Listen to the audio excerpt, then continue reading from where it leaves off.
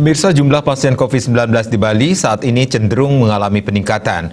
Guna mengurangi beban rumah sakit atau bed occupancy ratio atau rumah sakit, pakar kesehatan Profesor Bakte menyarankan untuk melakukan screening terhadap pasien COVID-19 dengan telemedicine.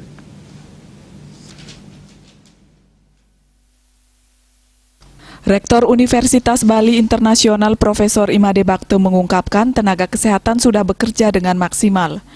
Jumlah bed yang terpakai di rumah sakit juga belum maksimal karena masih ada cadangan. Namun jika kasus positif terus meningkat diperkirakan akan kolaps. Maka dilakukan suatu usaha untuk mengurangi beban rumah sakit, di samping itu meningkatkan SDM dan fasilitas rumah sakit. Sehingga upaya menyaring agar semua pasien tidak ke rumah sakit yakni dengan screening aktif di tingkat puskesmas. Desa melakukan suatu penyekatan secara aktif dan terpenting adalah telemedicine atau kedokteran jarak jauh untuk mengontrol pasien positif COVID-19 yang isolasi mandiri jarak jauh sehingga meminimalisasi pasien mengalami gejala yang lebih parah.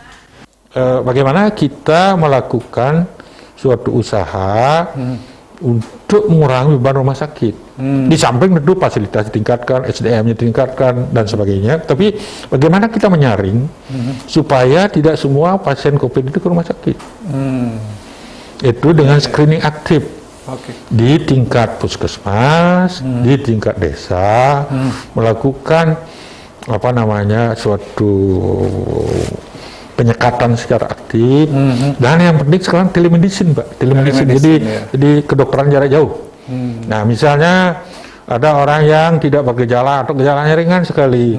Bagaimana puskesmas atau di sekitarnya itu mengatur sedemikian rupa sehingga bisa dilakukan isolasi mandiri. Tapi isolasi mandiri yang tidak terkontrol menyebabkan angka kematiannya tinggi, Pak. Ya, banyak. Nah itu kita lihat tuh meningkat ya. Tapi sekarang pemerintah sedang menggalakkan apa yang disebut dengan isolasi mandiri terkontrol dengan telemedicine.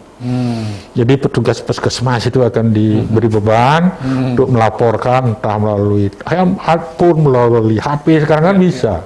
Tiap hari lihat gejala, kalau terjadi perubahan langsung lari ke rumah sakit. Sehingga dengan demikian beban rumah sakit akan menurun. Sebab kalau tidak nanti akan kepenuhan. Terkait penerapan PPKM darurat di Bali, mantan Rektor UNUD ini menegaskan harus didukung oleh seluruh komponen masyarakat, termasuk dengan wajib menerapkan protokol kesehatan yang ketat. Indrawan, Bali TV.